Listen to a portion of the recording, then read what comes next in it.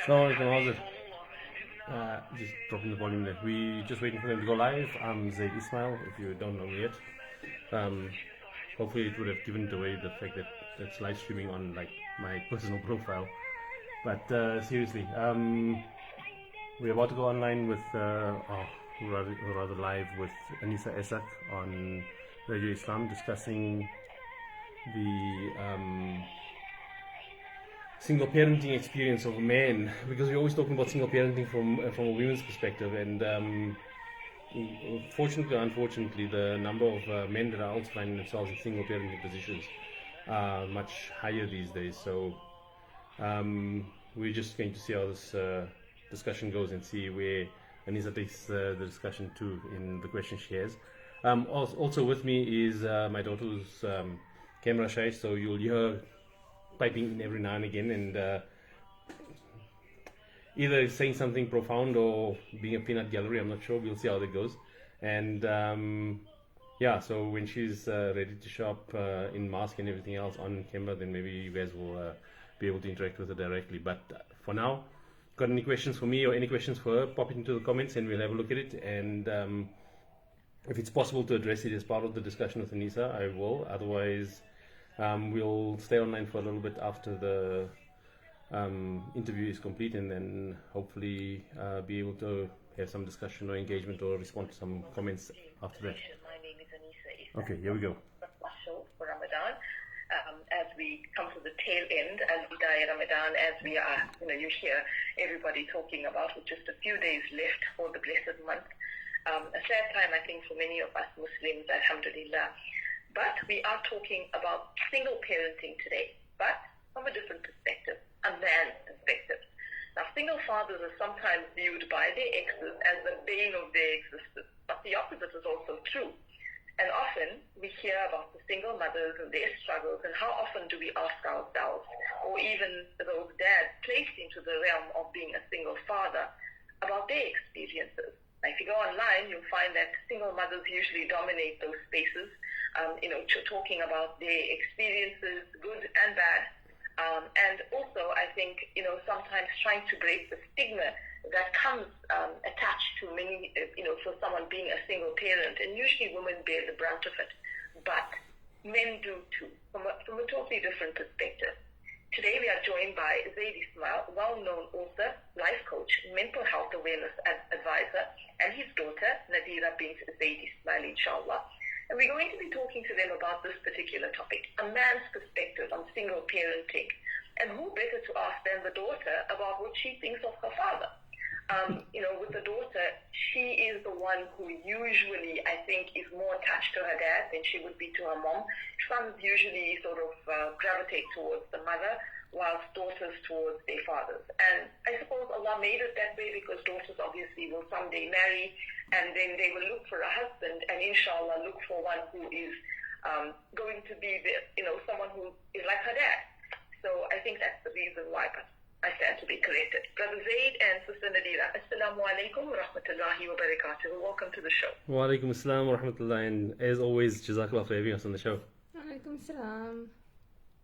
And I think it's Nadira, not Nadira. Gee. Absolutely, yes. It's good to get someone's name right. I don't like people calling me by the wrong name, so let me get yours right as well, mashallah. Good to have you guys on. And Brother Zaid, you said on Facebook, I have a bone to pick with you, because you said that I'm going to be putting him in the spot again. And that is, Nadira is going to help me do that today. But inshallah, I think it's a good topic to speak about, because we hardly ever hear a male perspective, and yet there's so many males out there who are single parents and may not necessarily have their children living with them all the time, because usually children tend to be with their mothers, but they are parents. And I think we sometimes tend to forget that, where the father is actually caring for his children on a daily basis.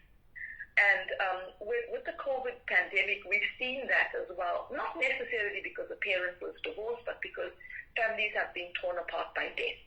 And so it's become quite, a difficult situation for many, but it's something that we need to talk about. And who better to talk about this particular topic than you?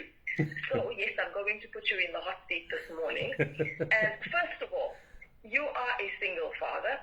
You have, I think, 2 daughters. Yes. And so you've looked after them. And you're going to obviously tell us what was that experience like for you. Give us some background on how this has been for you. And then we'll ask Nadira, how she feels with you and what you just said. Wow. Okay. You're not making it easy today. So, yes, I'm a father of 2. My eldest daughter is already married, and she's finding her way in married life as a newly wedded couple. I think they just married for over a year now. So, alhamdulillah, that's getting to that point has been a positive step. And obviously, the parenting role doesn't end once your daughter gets married, right? Or once your child gets married. We need to, I think, as a community, we need to do a lot better as support structures under those circumstances as parents. But talking about the other side of it, which is Nadira, who now is blessed with my 100% attention throughout the day, every day of the week, because I work from home. It's been very, very interesting. It's pushed me in directions that I otherwise wouldn't have chosen for myself. Not because it was bad directions, but it's just, as men, I keep reminding people about this. We can never expect ourselves to be as emotionally in tune or emotionally capacitated almost as women, because we just have a very different nature. We are practical and pragmatic by nature. We're looking to solve problems. We're looking to provide. We're looking to guide. We're looking to lead. All of those sorts of things. That's innate to our nature. And when you're a single father, you can't just get comfortable with what your nature drives you towards. You have to extend, and not just as a single father, as a single parent. You unfortunately have to be both, the old good cop, bad cop thing, but more than that, you also need to be both the leader, the guide, the guide for them, but also the sensitive one that can create a safe space for them to be able to explain and talk about things that are otherwise uncomfortable for them, especially since they don't have a female role model in that case to be able to discuss the feminine issues with. Absolutely, and I think it can be very, I'm sure, mentally, emotionally exhausting for a man, because from a woman's perspective, and I'm sure Nadira, you'll agree with me. There are days when you just your dad is getting on your nerves, because you don't want him to talk at that time, or you don't want to engage or something like that, and he's just going on, or vice versa as well. So how do you deal with your dad? Well, to be honest, I can't say that if I have to sit down with a group of friends and we'll discuss what our parents do and what annoys us, that I can really engage in that conversation. My father's probably the most unconventional parent there ever is. So yeah, a lot of the times I think my father, he's 51, but he acts like he's 15 around me. So it's really not, it's not that difficult to deal with my dad, to be honest. For my dad and us, everything's a competition. I'll try to eat more than he'll try to eat. I'll try to annoy him more than he'll try to annoy me. And the whole thing of when you're moody and you don't want to engage with something, my father skips right past that and he just carries on with what he's doing. Yeah, but you know what? I think I have a 17-year-old daughter as well, and she tells me the very same thing, other than the fact that I act as if I'm 15, because she always tells me you're old. I'm assuming that's the difference that comes in with women, because we're always trying to annoy each other, getting on each other's nerves. And yes, when you're really moody and you don't want to talk, and you must remember there's 2 women who are moody in the home at the same time.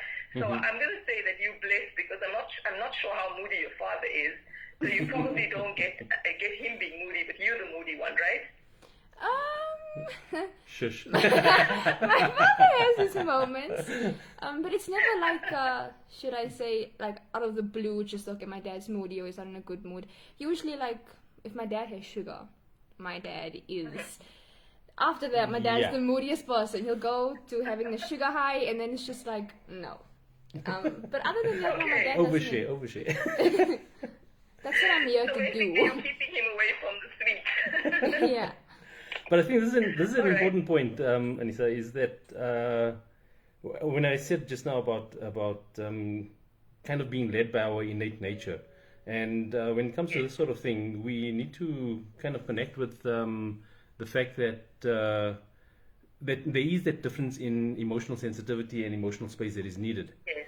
And on the one hand, it's good to be able to allow that to play out, and on the other hand, we also need to be sensitized to the fact that those differences are there, so we need to allow for that expression without feeling threatened by it. And one of the things that I had to grapple with a lot, especially early on, Yes. was that I didn't know how to navigate the whole sensitivity of emotions thing, because, like I said, men generally are practical by nature. So if you tell me here's a problem, I'm going to want to solve it for you. It took me a while to figure out that, okay, you want to tell me there's a problem, it's just because you want to tell someone that you've got a problem. You don't want them to actually figure it out for you. And so those kinds of things, those nuances in that is something that only comes with time and experience and making yourself available to it. And the worst thing you can do for yourself is judge yourself harshly for being incompetent as a parent if you're a single parent, because if you're expecting to get everything right, you're just setting yourself up for so much of pain. It's actually scary. Absolutely. Yes. So, Nadia, do you believe that society sees single dads in particular in a negative light? I wouldn't say negative light. I just think that society doesn't really see single dads at all. It's not a topic that you would come across in conversation or something you read about online or anything like that. Because for starters, I mean, men generally are more quiet about the things that they struggle with or have emotional problems with or whatnot. So I've personally never really, besides my dad, come across a lot of men who are single parents and were open about it, or it was something you could pick up about them or whatnot. So in general, none of, especially kids my age, it's not something that they are aware of, let alone ever thinking about. Yeah.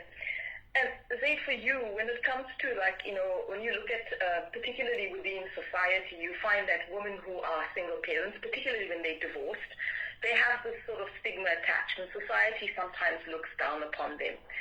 From a man's perspective, do you see the same for a man, and especially if you are a single father? I think Nadra mentioned a very important point on the fact that single men who are single parents are just not even noticed. It's like, you're a man, get on with it, you know, just do the right thing and be there for your family, because that's what you're supposed to do. And I think one of the difficulties from women, and I'm not in any way trying to downplay the impact on women, but unfortunately we raise women to be so sensitized to what everyone else thinks of them, that when they're in a single parenting situation, they're constantly judging themselves extra harshly about whether or not they're doing a good job. Men struggle with parenting just as much as women do. We just struggle in different domains. And when you're a single parent, we struggle in all the same domains, just in different ways. And until we start understanding that that's just part of being human and being challenged with the reality of life, we're going to continue judging each other based on stereotypes and based on invisibility. Do you feel that maybe single fathers feel isolated within their communities? Or in society as a whole? I don't know if isolation is the right word, but what I do believe is true is that single fathers are not acknowledged. There's not a hell of a lot of focus on making it easy for a single father. There's a lot of focus on making things easy for a single mother. There's a lot of services, a lot of support structures, support groups, and things like that you can actually tap into if you are struggling as a single mother. But as a single father, forget it. And it's not that it's not entirely available.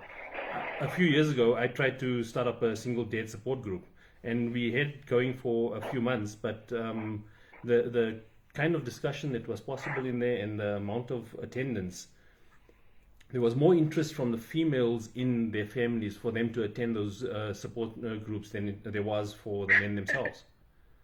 So Okay. we've got a long way to go. Yeah, definitely. One of the other things that I have two friends overseas who are single dads. One is a long-distance father because his children happen to live in Malaysia and he's in the United States. And the other, obviously, although they live in the same country, he doesn't see them as often. So there are different dynamics involved when it comes to parenting, when you look at them and their different family structure. Now, the one who has his daughters in Malaysia visits twice a year. And one of the things that he struggled with was that his daughters are a mix of African American as well as Malay, because his ex-wife is Malay. So they have a problem with the hair issue. And now that's the thing all girls have a problem with. Okay, you either have a good hair day or a bad hair day. And when it's a bad hair day, girls can go nuts. And fathers sometimes don't know how to deal with that. That's just one issue. Looking at the spectrum of the things that happen to girls during their growing up process and even after. So what is maybe one or two things that you found that are really challenging when it comes to looking after a girl child rather than a boy? One of the things is that you need to be able to speak openly and without awkwardness about feminine issues. So you need to be able to speak about feminine hygiene, you need to be able to speak about menstrual cycles, blood flow, and all sorts of things, right? So because you can't create a stigma around the femininity of your daughter, because she's going to grow up then believing that there's something shameful or something that she needs to like keep under wraps about her nature. And you need to be able to walk into a supermarket and buy sanitary towels and sanitary pads and things like that they would need, without feeling as if, oh my God, this is so humiliating and all of that sort of thing. So coming to terms with all of that, you need to embrace your identity as a man in that case, rather than feeling emasculated or feeling as if someone's going to be ridiculing you for being in the women's aisle, for example. Regarding the hair thing, I think that there's actually a whole lot of opportunity to have fun in that space. I mean, there's some really creative videos on online that's available about how men try to help their daughters with styling their hair. And using a vacuum cleaner is not a no-go area. So Nadia, have you tried styling your hair? My dad used to actually do my hair when I was a little girl. Yeah, my mom passed away when I was little, so I came to move with my dad, and my dad would blow dry my hair straight every single time I washed my hair. Oh, great. And so my dad knows probably more about hair than I do, to be honest. Everything I've learned about hair care comes from my dad. All my products my father buys out of his own without any suggestions from me. And just on that point, it's proof that you don't need to have hair to know about hair. Yeah. I was going to say something, but I was biting my tongue. Yeah, no, definitely true. My dad used to pluck my hair, and that's why I'm asking about that issue, because, girls and their fathers, I know my dad had a particular difficult time because I had very long hair, very curly hair, and my dad would try to, he would try to use different things. He even tried a very fine comb one day, and we both were in tears by the time we had ended up, and I didn't go to school because I was extremely late. But some of the memories of that, and when I think about fathers doing their daughters' hair, it's actually quite fun. I think it would be really nice. And when it comes to school, Nadia, what is your dad like when it's exam time? And you probably either in your final year or your penultimate year. So I'm sure that's you stressing. Is your dad stressing with you as well? Nope. We don't stress. My dad, being the life coach that he is and the values that he upholds and whatnot, it's always been obviously taught to me and passed down to me. And one of the things my father tried to drill into my head from, I think, the time that you last got divorced, was that I didn't need my school matric certificate to do something successful in my life. That wasn't the definition of whether or not my life was going to go according to what as a society we think is successful. And so I actually left school in grade 9 and I haven't gone back since.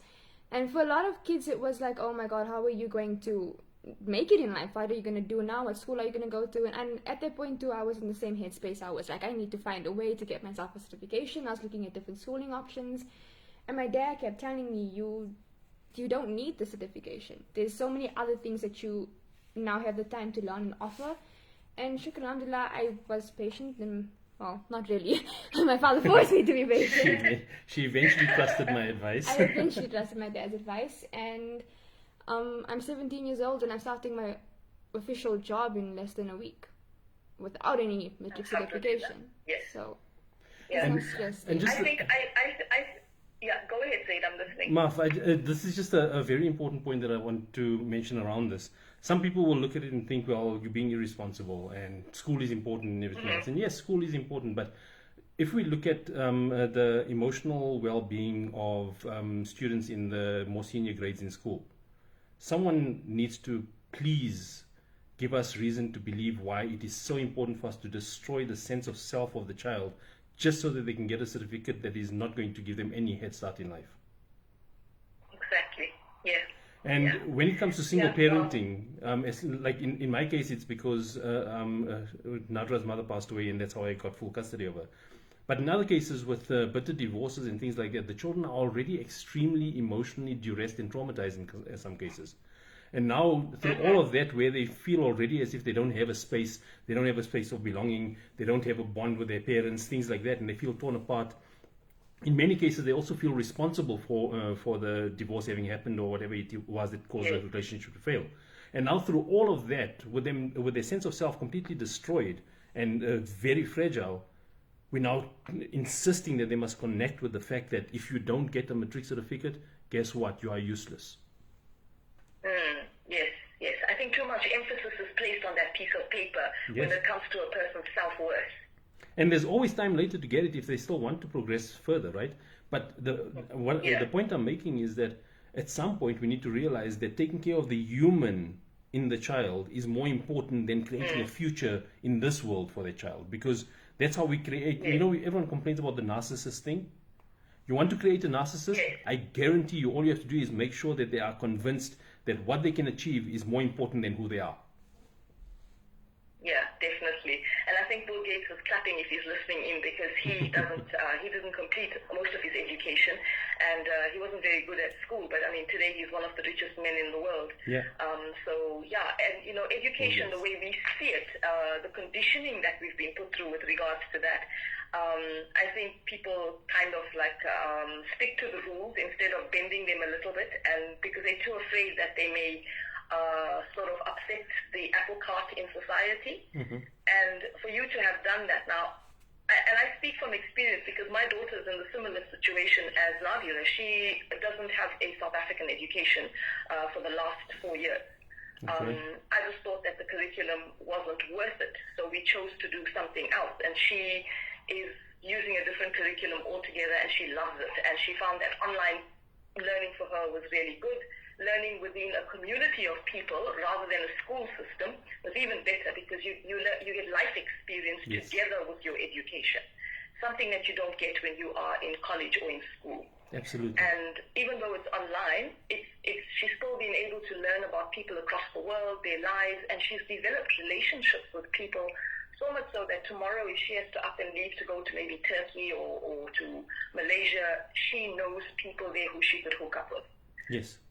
You know, and that makes a huge difference, because, I mean, you know, if you take a child out of school, first year they're going overseas to study, they're usually placed in a very difficult situation, or you'll find that some of them cope, obviously, but they always go through a lot of trials and tribulations, and they don't have that support system. So, yeah, Nadia, your dad, I think, from my opinion, your dad's got a good head on his shoulders. Follow his advice, even though it can be unconventional. What is the one thing that he's done that has left you always laughing when you think about that moment? Oh, you should have never asked that question. Okay, no details. I'm not going to give details because I will get grilled after the interview for spilling too much. So, my dad does a lot. Like I said, back to him acting like he was 15. My father's always taught me that it doesn't matter whether you are 15, you're 50, or you're turning 90. You don't have to lose that child within you or have your, should I say, childhood end. And so my dad's always been quite a spontaneous person, and there's a lot. I think maybe there's one that's not so detailed. We were at P&A, we were shopping for stationery, and there was this really old song that came on the speakers, and my dad, out of nowhere, just broke into a dance right there and then, and in front of everyone, and had a full show for himself. Yeah, my dad does a lot. That makes me laugh. This morning my father makes horrible dad jokes like every dad out there, and it just goes on. All right, we'll keep you on for another day when he comes on, and maybe then you could share some more of these stories. I'm just joking, Said. I won't put you in that bad a situation. So, it's obviously, as a dad, you are one day having to let go, and you've already been through that experience. But I'm sure that being the life coach that you are, you've prepared yourself for that. So tell us how fathers would go through something like that and how they can actually help themselves so they're not left feeling as if, they're giving up that most precious gift that Allah has given to them. I think this is a really important area, because I think even single moms and even married couples struggle with this the most. And I think my view on it is that I don't see it as the end of the journey with my daughter. I see it as the beginning of a new one with her being a woman and a mother and a wife and all of those sorts of things. And like I said earlier, the unfortunate thing is that we parents have this view that their shelf life is limited to as long as their children are in their home. And there's a lot of parents that actively wait for the time when they can marry their children off and they know that they're now, and they actually say things like they're now someone else's problem. And the sad part about that is that if you feel that way about parenting, then you're doing it wrong. Because parenting is not about you having to be so ultra responsible and literally boring about how it is that everything is so serious. Parenting is about you connecting with those parts of yourself that you lost because it's been such a long time since you felt like a child, since you felt free and spontaneous and vulnerable. And through our children, we can reconnect with all of that without losing the wisdom and the competence and the capability and the responsibility of being adults. So we need to rethink how it is that we show up as parents, because we don't need to show up as a parent 100%. We need to know when to be the parent, when to be the friend, when to be the confidant, when to be the joker, whatever it is that we need to do. We need to be a fully formed human being so that we can raise fully formed human beings. Yeah, true. But sorry. Now, when we look at it from an Islamic perspective as well, as a father, and usually in a full home, you get the mom and the dad sharing the responsibility of teaching their children the fundamentals of Islam, and obviously instilling in them the love for Quran and for Allah and our Nabi sallallahu alaihi wasallam. As a single dad, do you find that it's a little more difficult to have to do this because you now don't share that responsibility, but it becomes wholly yours? I actually find it to be easier. And the reason I find it to be easier is because there's no debates about fiqh, there's no debates about whose interpretation you need to follow, or this or that, and the way you actually implement Islam in your home must be about living Islam, not about teaching them the rituals of Islam. And where you need to fill in the gaps for knowledge, or where you need to establish some structure or discipline because they need to appreciate that as well, and they need some routine as well, you can always get them into madrasa classes or online teaching classes and things like that. So the options are there. And the one thing that parents and single parents need to realize is that we, not just for ourselves, but our children have got access to online resources and online perspectives and information that we never had. And if we're not going to embrace that, we're going to treat it as if it's a danger area, and we're going to raise them with fear about it, and then they're going to not know how to navigate that space responsibly when they don't have us looking over their shoulder. So, Nadira, it is Ramadan, obviously. For you, what has been the biggest challenge during Ramadan, and what has been the best part of Ramadan with your dad? With my dad? I don't really think there's been anything majorly difficult about it. I mean, obviously, being in a household where it's just my father and I, and we host the family breakfasts and whatnot for Eid Day by us, that is probably maybe the most stressful thing, is when you're preparing with just your dad and yourself to get everything together and whatnot. But we managed to make a good team out of it. And the good part is, my dad is, how do I put it, very, very knowledgeable in a lot of things about Islam. And so I'm always learning new things from my father, hadiths and whatnot. And it's a lovely experience. And one of the things my father did this Ramadan was he asked me to every night read a story from a book that is called The Companions of the Prophets, and every night you learn about a new companion of the Prophet. And I think that was amazing. It's a really nice experience, especially doing it with my father as well. I don't know. Okay, so who's the better cook? Oh, definitely me. He'd say that. He'd say that. I suppose the proof is in the pudding, so we'll have to ask one of your guests rather than your daughter. I do the baking, so I'd say that I'm the better cook then. Yeah, but the cooking is an important part. Yeah, sorry, Maf. The cooking is an important part because it's again one of those times when you can't establish rigid roles about who's responsible for what in the home.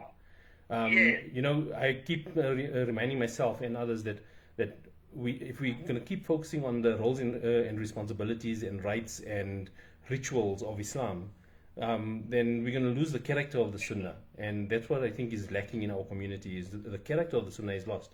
And the character of the Sunnah is one that teaches us that the Prophet ﷺ assisted.